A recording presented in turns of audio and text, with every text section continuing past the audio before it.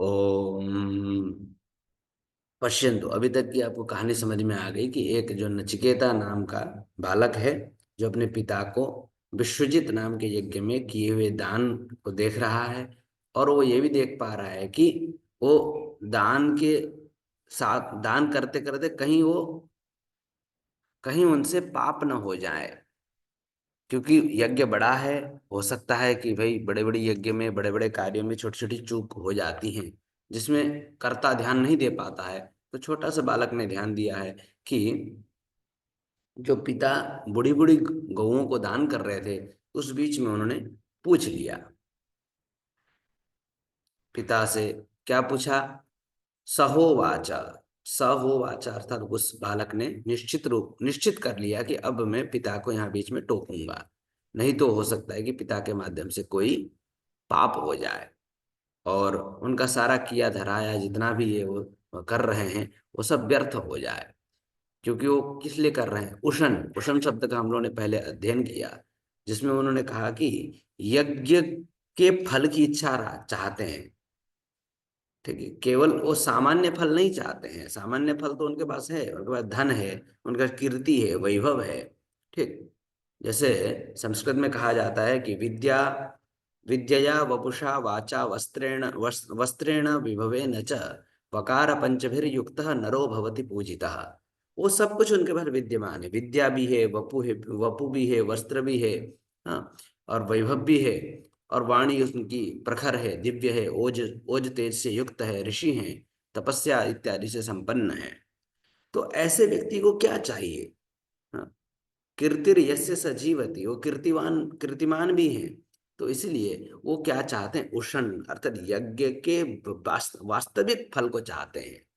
हाँ, तो ऐसी स्थिति में कहीं ऐसा ना हो जाए कि ये इन बूढ़ी गऊओं का दान करने से कहीं वो सब नष्ट ना हो जाए। इसलिए ऐसा चिंतन कर सा हा यार, मतलब बिल्कुल निश्चित कर लिया कि अब मुझे बोलना ही है।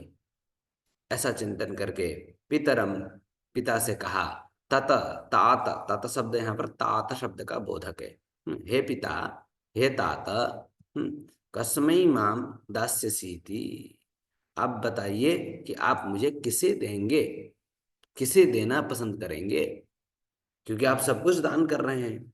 हाँ, यहाँ तक कि बूढ़ी बूढ़ी गऊएं भी दान कर रहे हैं, घर की सारी वस्तुएं आपने दान कर दी।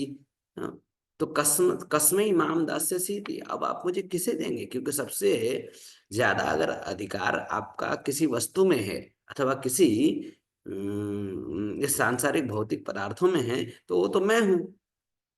अगर इस संसार का सबसे ज्यादा संबंध अगर किसी के साथ है, तो वो मैं हूँ। तो आप मुझे किसे देंगे?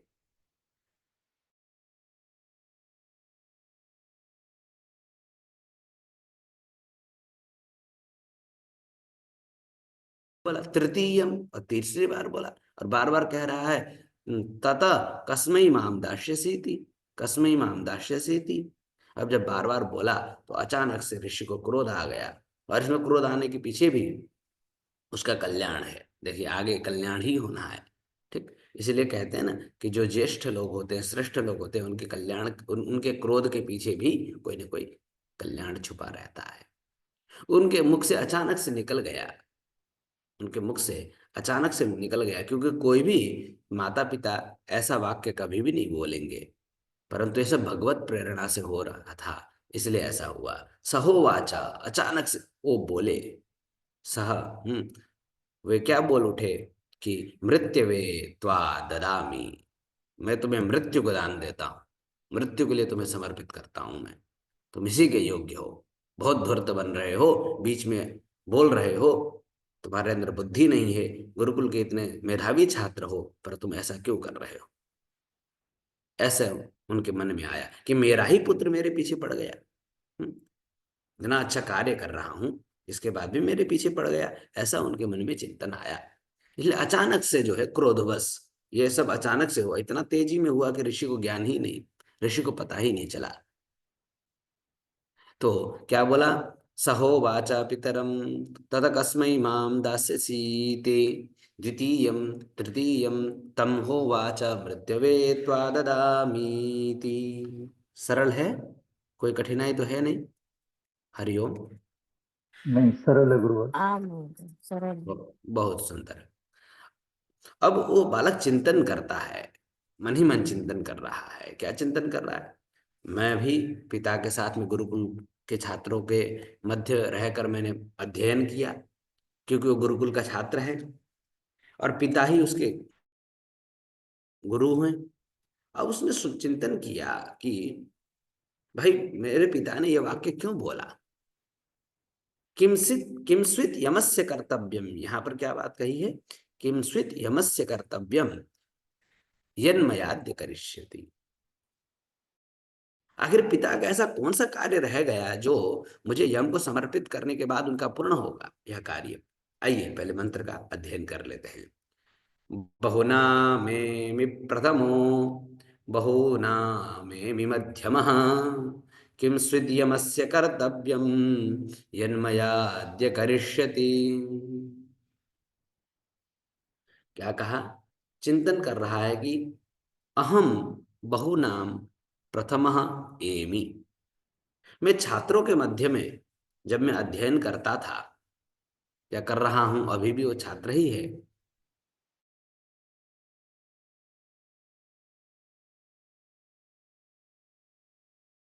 कि मैं प्रथम आया।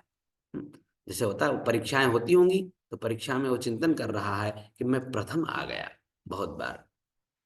और बहुनाम, बहुनाम मतलब बहुत छात्रों के मध्य में, अथवा बहुत बार, हाँ, इन सब के मध्य में प्रथम एमी, प्रथम आया। इसके बाद बहुनाम एमी मध्यमः, और और बहुत बार उन बच्चों के बीच में, अपने मित्र मंडली के बीच में मध्यमः एमी, मध्यम भी हुआ कई बार। क्योंकि हो जाता है, कभी बालक आगे हो जाता है, कभी बालक पीछे हो जाता है। तो लेकिन एक विषय और चिंतन किया इसने यहाँ पर, कि मैं प्रथम आया, मध्यम भी आया, परंतु मैं कदापि इससे नीचे नहीं गया। मेरा इससे नीचे मेरी गति नहीं हुई। मैं प्रथम हुआ, मध्यम हुआ, पर मैं बिल्कुल अंतिम श्रेणी में नहीं आता था। इतना इतना तो मैं गया गुजरा नहीं हूं कि मुझे यम को ही दान करना पड़ जाए। हाँ, सीधे यम के पास ही भेज देना पड़े, इतना धूर्त तो मैं हूं नहीं। आप लोगों ने एक जड़ भरत की कथा सुनी होगी। जड़ भरत जी के जब स्वरूप में वो आए, एक अच्छे राजा थे, उनका पूर्व जन्म राजा भरत के रूप में था, दूसरे जन्म में जड़ भरत हुए। तो उन्होंने चिंतन कर लिया कि मैं अब सांसारिक विद्या को बिल्कुल नहीं सीखूंगा। तो जब उनके पिताजी उनको सावित्री श्रवण करवाया, उनको सुनाया सावित्री इत्यादि अर्थात गायत्री मंत्र सुनाया, इसके बाद वो क्या करते हैं कि लगभग 6 महीने हो गए उन्होंने याद ही नहीं किया। ग्रीष्म वासंतिक मासान ऐसे करके श्रीमद् भागवत जी में वर्णन आता है। ग्रीष्म वासांतिक मासान, ऐसा ग्रीष्म ऋतु, वासंतिक इत्यादि ऋतुओं में भी उन्होंने कंठस्थ नहीं किया वो। ठीक। तो उनके भाइयों को लगा या शिष्यों को लगा कि ये तो बहुत ही मूर्ख व्यक्ति है, तो उससे उनसे केवल वो खेतों का काम करवाया करते थे।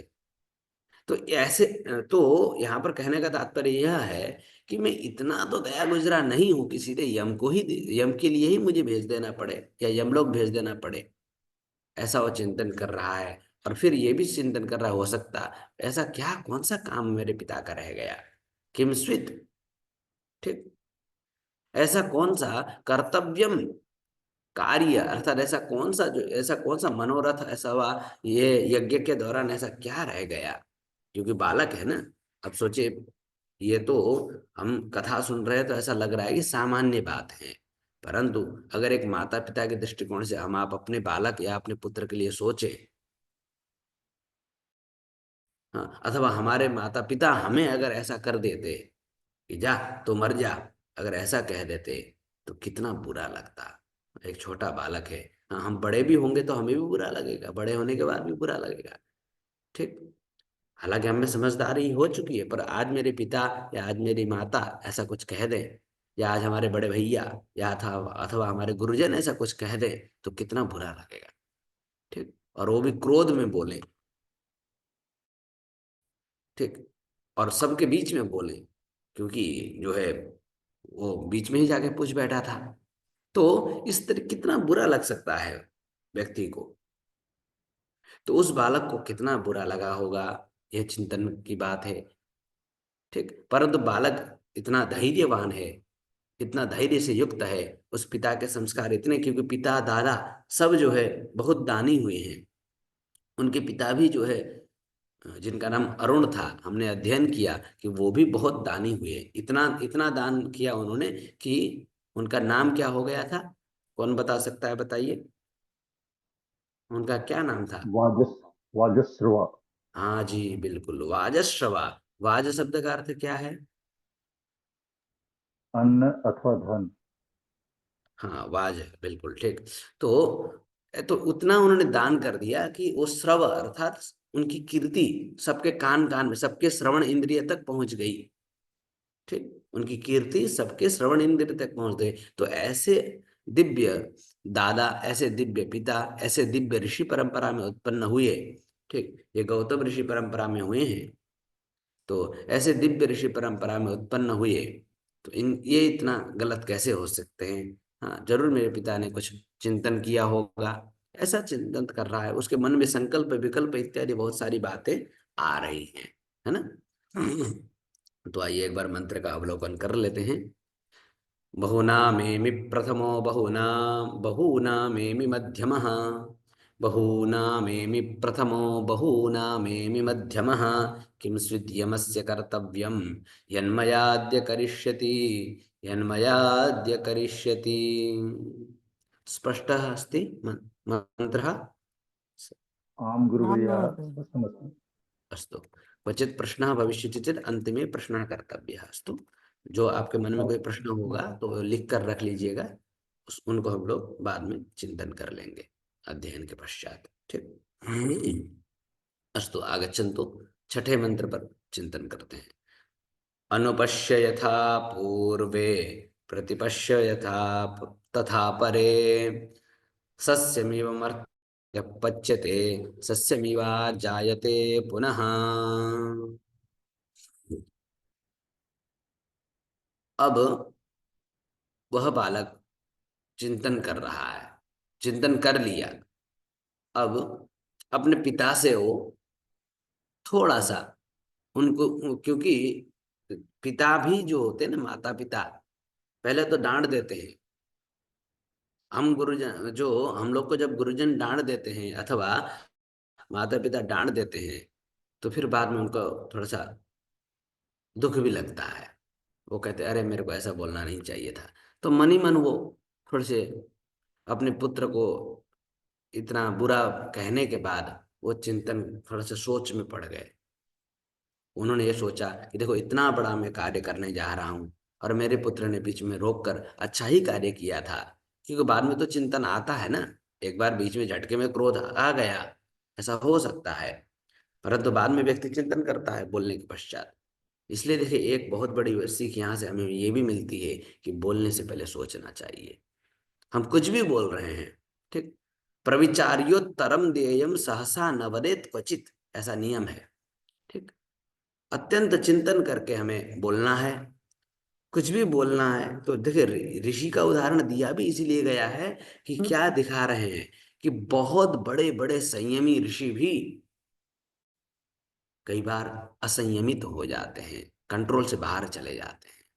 तो इसलिए अत्यंत सावधानी पूर्वक हमें अपने वचनों का प्रयोग करना चाहिए कि कोई ऐसा वचन मुख से न निकल जाए कि जिससे जो है किसी का अहित हो जाए। ठीक, तो नीतियां तो हमें बार बार बताती ही हैं कि सत्यम ब्रूयात प्रियम ब्रूयात न ब्रूयात सत्यम अप्रियम। ऐसा बार बार कहती हैं हमें। तो इसीलिए प्रिय बोलना है, चिंतन करके बोलना है। क्रोध का क्रोध, काम क्रोध लोभ मोह इत्यादि के आवेश में आकर कोई भी बड़ा निर्णय नहीं लेना है। हमारे गुरुजन कहते थे कि जब कोई व्यक्ति कभी भी काम क्रोध लोभ मोह, हाँ अत्यंत खुशी, इसको एक सामान्य शब्दों में अगर मैं कहूं, तो कोई व्यक्ति बहुत खुश है अथवा बहुत दुखी है, इन स्थितियों में अगर कोई भी निर्णय लेता है तो वो निर्णय चिरस्थायी नहीं होता है। बहुत प्रसन्न है, एकदम आनंद में है, उसको आभास ही नहीं कि मैं क्या बोल रहा हूं। तो ऐसी स्थिति में अगर कोई निर्णय लेता है तो वह निर्णय चिरस्थायी हो इसकी कोई गारंटी नहीं है। ऐसे ही बहुत दुखी है और उस समय भी कोई निर्णय लेता है तो वो भी बहुत सटीक होगा, इसकी कोई गारंटी नहीं होती है। इसीलिए क्या बताया कि ऐसे इन सब परिस्थितियों में जब हम भावातिरेक में डूब जाते हैं तो ऐसे इन स्थितियों में अधिकांश निर्णय न लें तो ज्यादा बेहतर है। निर्णय लें तो एकदम सामान्य स्थिति में निर्णय लिया करें। भाव में आ करके कोई भी बड़े निर्णय नहीं लेने चाहिए, यह भी एक नियम है। तो अब इन सब स्थितियों को देखते हुए वो बालक अपने पिता के पास जाता है और जाकर पिता से थोड़े से मधुर वाक्यों में, क्योंकि पिता जब जब अ, बच्चों की बातें सुनते हैं तो माता पिता को भी अच्छा लगता है। और ये तो बहुत मेधावी छात्र है, उसने पहले कह चुका है कि मैं बहुनामेमि प्रथमो बहुनामेमि मध्यमा, ऐसा चिंतन भी कर रहा है कि मैं अपने गुरु शिष्य परंपरा के अध्ययन के समय में अच्छा छात्र रहा हूँ। तो वह अच्छा बालक अपने सुंदर वचनों का यहाँ पर प्रयोग कर रहा है अपने पिता के लिए, उनके शोक निवृत्ति के लिए। और शोकाकुल हो गए हैं। ठीक, शोकाकुल बिल्कुल होंगे, क्योंकि हमें सुनने में, मैं बारंबार कह रहा हूं, अगर ये घटनाएं हमारे साथ हो जाएं, अगर ऐसा हम चिंतन करें, ऐसा चिंतन करें कि ये मेरे पिता और मेरे मध्य की चर्चा हो रही है, ये मैं, मेरे पिता ने मुझे डांट दिया, हम्म, तो क्या ओ मैं कैसा अनुभव करूंगा, और डांटने के बाद मेरे पिता कैसे अनुभव करेंगे। इन सब अनुभवों को हम एक दूसरे से जोड़ सकते हैं। और यहाँ पर तो बहुत ऐसे साधक जुड़े हुए हैं जो विवाहित हैं, जिनके घर में संतान है। तो अब आप अपनी संतान को जब डांट देते हैं तो उसके बाद आपको कैसा लगता है? हम्म, क्या आपकी खुशी होती है कि वाह मैंने अपनी संतान को डांट दिया? ऐसी खुशी होती है कि कभी कभी नहीं होती है। या किसी दिन मार थोड़ा सा पिटाई कर दी, हम्म, अथवा किसी दिन कुछ ज्यादा ही कठोर वचन बोल दिए, तो क्या हमें उसकी प्रसन्नता प्रसन्नता होती है? क्या नहीं। बाद में हम चिंतन करते हैं कि ऐसा मैंने क्यों कहा। ठीक, परंतु क्या किया जाए, कभी कभी बालक उद्दंडता करते हैं, कभी कभी संतान ऐसी हरकतें कर देते हैं। तो अब वही उस चीज से अपने आप को कनेक्ट करने का प्रयास करिए, उस संबंध बिठाइए, उस संबंध को सोचिए, केवल एक कथा की तरह मत देखिए, ये हमारे जीवन की घटनाएं हैं।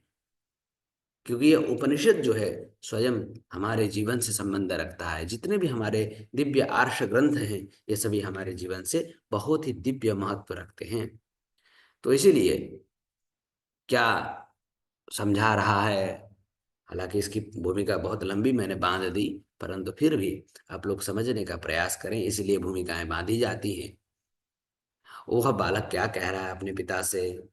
अनपश्य यथा पूर्वे प्रतिपश्य तथा,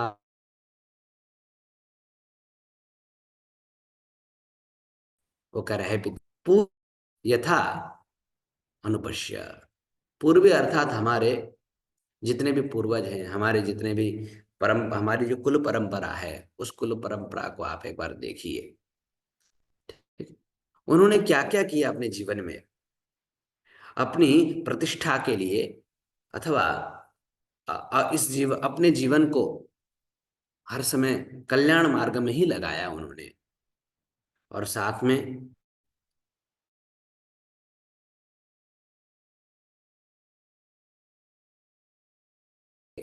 वैसे ही आप जो पीढ़ी है, आगे भविष्य की पीढ़ी, उस पीढ़ी पर भी दृष्टि डालिए और चिंतन करिए कि यह जीवन कैसा है। जीवन कैसा है तो कह रहे हैं, बहुत सुंदर यह एक वाक्य है, यह परीक्षाओं में भी यह आता है, तो आप सभी ध्यान रखेंगे। परीक्षा के दृष्टिकोण से भी यदि कोई यहाँ पर साधक अध्ययन कर रहे हैं, परीक्षार्थी अध्ययन कर रहे हैं, तो उनके लिए यह वचन याद रखने योग्य वचन है। ठीक है, बहुत बार आता है कि यह वाक्य कहाँ का है, ऐसा प्रश्न आता है बहुत बार। अथवा इस वाक्य का आशय क्या है, अथवा यह पूछ देते हैं कि यह वाक्य किन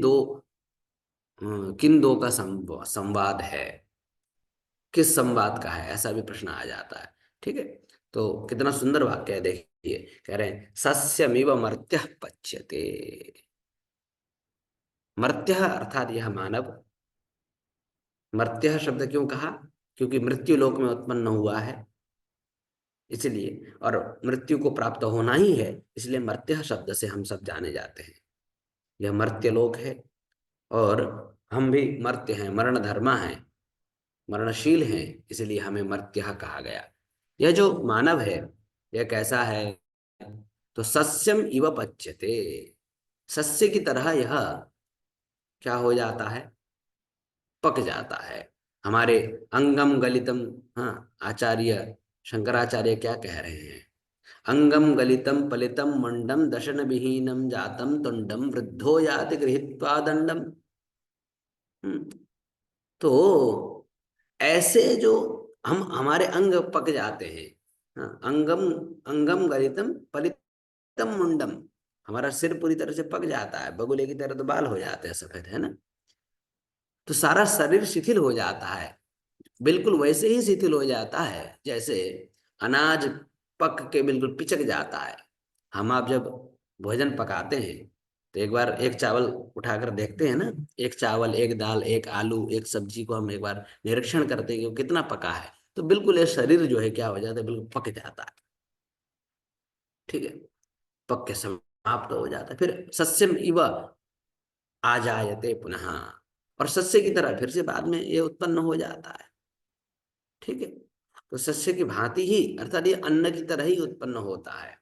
अभी एक यदि हम आगे अध्ययन करने का अवसर प्राप्त हुआ तो हम उसमें अध्ययन करने को मिलता है कि आत्मा बिल्कुल अनाज से ही उत्पन्न होती है, ऐसा उपनिषद का वाक्य मिलता है।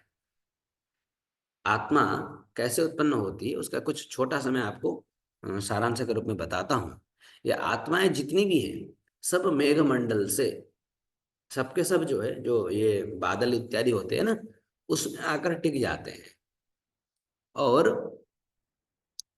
उस बादल बादल मंडल में, मेघमंडल में आने के बाद जल की बूंदों के माध्यम से वो पृथ्वी तक पहुंचते हैं आत्माएं, और उसके बाद फिर पृथ्वी मंडल में आने का बिल्कुल ये कहीं भी गिर जाते हैं। ठीक, क्योंकि जब वृष्टि होती है तो वृष्टि होने के बाद वो कहीं भी उपस्थित, कहीं भी जा सकते हैं, और वो कभी वो, और वहां पर किसी भी प्रकार के जो बीज होते हैं, चाहे वो वृक्ष के हो, लता पताओं के हो, अथवा अनाज के हो, किसी भी प्रकार के उन बीज में प्रवेश कर जाते हैं आत्माएं। और ये बहुत सूक्ष्म दृष्टि है, यहाँ तक की दृष्टि शायद आज के वैज्ञानिक की पहुंची है, नहीं पहुंची है मुझे नहीं पता है, परंतु ये हमारे ऋषियों की दृष्टि है। ठीक, उन बीज के अंदर प्रविष्ट होने के बाद फिर उससे कोई भी खा सकता है। हो सकता है कि उसे कोई पशु पक्षी खा जाए, हो सकता है वो सड़कर गलकर वहीं समाप्त हो जाए वो बीज। ठीक, और हो सकता है कि कोई अच्छे घर का कोई व्यक्ति उसे वो ग्रहण करे। तो अब अगर कोई अच्छे घर का व्यक्ति उसे ग्रहण कर लेता है तो वह अन्न सप्त रसों के माध्यम से वह पुरुष के शुक्र तक पहुंचता है, और पुरुष के शुक्र से माता के गर्भ में पहुंचता है, और माता के गर्भ से फिर वो बालक या अथवा संतान किसी भी स्वरूप में प्रकट होता है, वो पुरुष स्त्री इत्यादि के रूप में। ठीक, तो ये तो मानव की प्रक्रिया है। अगर पशुओं ने खा लिया तो जिस पशु ने खाया उस पशु की योनि में उत्पन्न होता है। तो इस प्रकार से क्या है कि सस्यमिव जायते, सस्यमिवा जायते जो शब्द प्रयोग किया है वो इसीलिए प्रयोग किया है। ठीक, सस्यमिव मर्त्यः पच्यते सस्यमिवा जायते पुनः। तो ये इस बात को समझाने के लिए मैंने आपको यह उदाहरण दिया। यह भी उपनिषद का ही वाक्य है, आगे ग्रंथों का ही वाक्य है, आर्ष ग्रंथों का ही वाक्य है। ठीक, हाँ, तो वह इस प्रकार की प्रक्रिया से, बिल्कुल अन्न की प्रक्रिया से यह सब उत्पन्न होते हैं, अन्न की माध्यम से ही उत्पन्न होते हैं। पृथिवीभ्योन्नम अन्नात् पुरुषः, ऐसा वाक्य है। ठीक, पृथिवीभ्य अन्नम और अन्नात् पुरुषः, ऐसा वाक्य है। पुरुष शब्द का अर्थ आत्मा। ठीक, तो इसीलिए हे पिता, आपको किसी भी प्रकार की चिंता करने की, शोक करने की आवश्यकता नहीं है। बस आप इतना चिंतन करिए कि हमारे पूर्वजों ने क्या किया, अनपश्य यथा पूर्वे, और ये देखिए कि आगे हमारी पीढ़ी आने वाली वो क्या करेगी। ठीक, अथवा यहाँ पर दूसरा अर्थ और ले सकते हैं, यहाँ पर अगली पीढ़ी को न देख करके, अथवा जो अन्य श्रेष्ठ जन है, अन्य जो दिव्य लोग हैं हमारे ही कुल में, अथवा हमारे हमारे कुलेतर में अगर कोई दिव्य महापुरुष इत्यादि हुए हैं, तो उन्होंने क्या किया उसको भी देखिए। ठीक है, इसीलिए आपको चिंता चिंता नहीं करनी है। चलो, जो हो गया सो हो गया। अनुपश्य यथा पूर्वे प्रतिपश्य तथा परे, सस्यमिव मर्त्यः पच्यते सस्यमिव जायते पुनः। क्योंकि अब ऋषि वचन है, ऋषि वचन खाली नहीं जाएगा, उनको तो यम के पास जाना ही जाना है, निश्चित है। ठीक, क्योंकि ऋषि वचन खाली नहीं जाता है। वो क्रोध में भी अगर वो बोल दिया हो, भले ही उसमें बाद में वो शाप देने के बाद वो चिंतन करें, अथवा उसमें दुख करें, अथवा कृपा करने की अनुभूति बाद में रखें, वो सब बात की बात है। परंतु अब ये जो वाग रूपी बाण है, ये चला गया।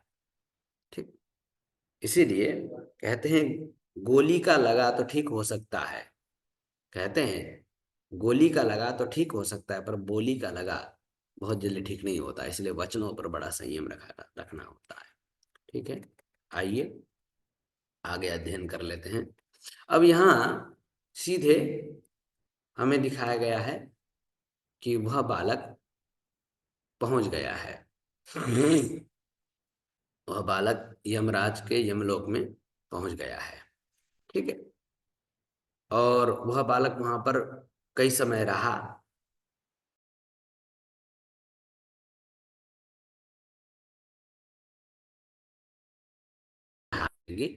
तो कह रहे हैं कि अब यमलोक पहुंच गया है वो बालक, यमराज की प्रतीक्षा की है।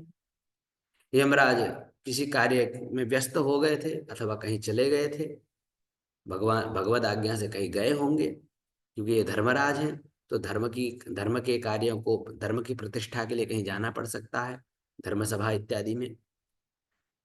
तो जब वो वापस आते हैं, देखते हैं कि घर में एक बालक है, ब्राह्मण बालक खड़ा है, तो उन्हें देखकर उनके लिए उनकी पत्नी, यमराज की पत्नी उनसे कहती है, क्या कह रही है देखिए, वैश्वानर प्रविशत्यतिथिर्ब्राह्मणो गृहान् तस्यैतां शांतिं कुर्वन्ति हरवैवस्वतोदकम्। क्या कह रहे हैं कि अतिथि ब्राह्मणः गृहान् प्रविशति। कहते हैं अतिथि ब्राह्मण जो है ना, जब घर में आता है तब कैसा होता है वो, तो वैश्वानर, बिल्कुल वैश्वानर की भांति होता है। प्रविशति, जब घर में वो प्रविष्ट करता है तो कैसा होता है, वैश्वानर की भांति होता है, अग्नि की भांति होता है। और यहाँ पर दो शब्द हैं। ठीक, अतिथि ब्राह्मण। ठीक, इसलिए अतिथि ब्राह्मण ये सब जब घर में आए तो वो सब कैसे होते हैं, अग्नि के समान होते हैं। वैश्वानर अग्नि के समान होते हैं। तो इसलिए इनको क्या करना चाहिए, तुरंत एताम शांतिम कुर्वन्ति, तस्य एताम शांतिम कुर्वन्ति। ठीक, शांति के लिए क्या करना चाहिए, हर वैवस्वतोदकम, हे वैवस्वत। ठीक, शा क्या करना है, उदकम, उदक शब्द जो है यहाँ पर जल का वाचक है। हे वैवस्वत, हे विवस्वान के पुत्र, हमारे जो यमराज हैं वो स्वयं भगवान सूर्य के पुत्र हैं।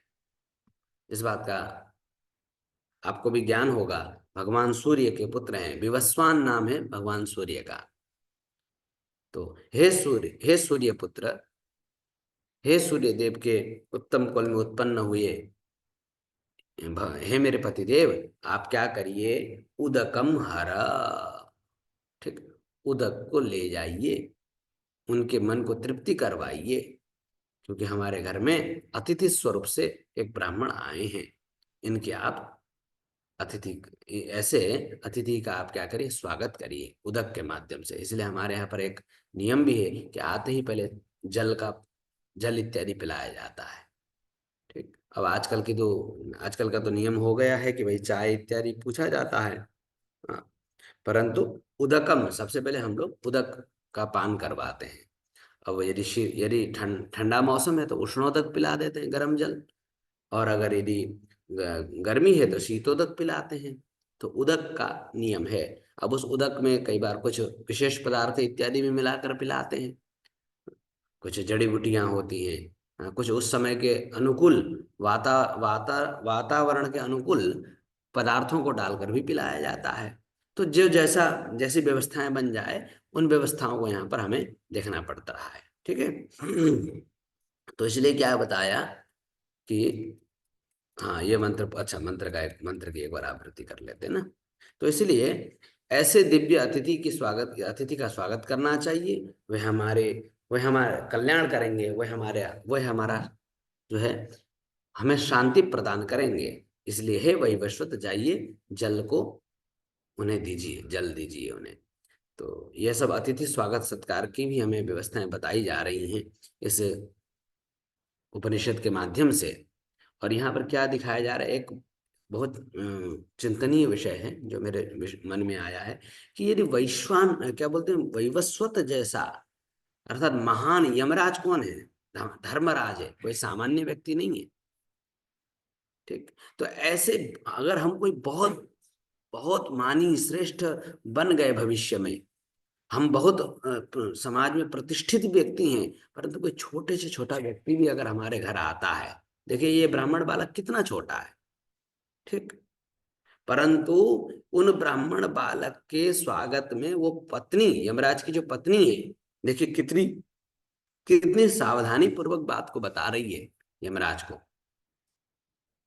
अर्थात हमें कितने भी हम प्रतिष्ठित हो जाएं, कितने भी हम जो है अपने समाज में बड़े हो जाएं, परंतु अगर हमारे घर में कोई छोटे से छोटा व्यक्ति भी अतिथि स्वरूप में आता है तो उसका यथा योग्य सत्कार करना चाहिए।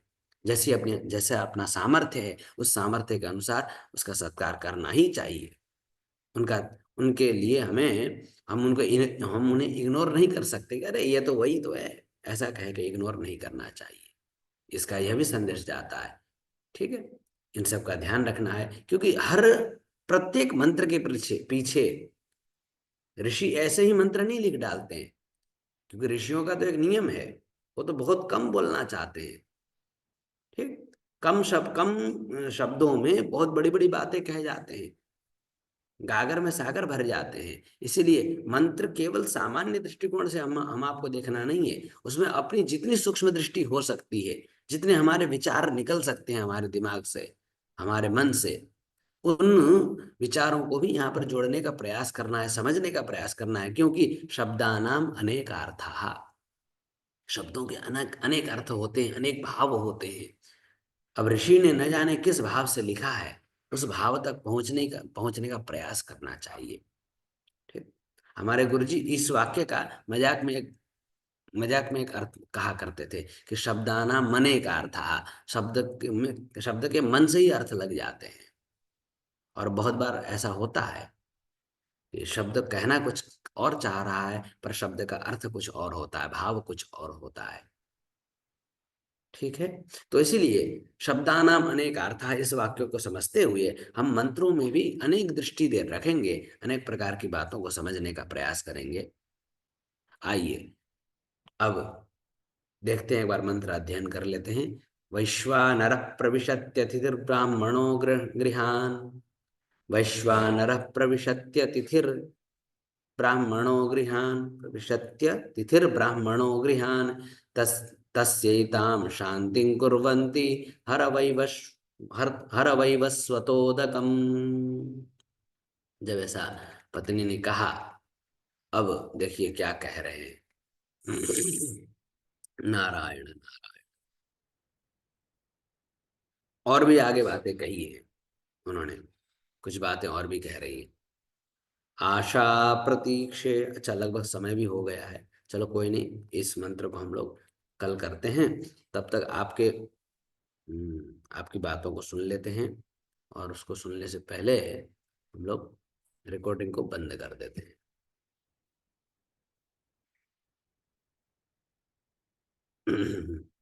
ओम शांति शांति शांति। हरि ओम।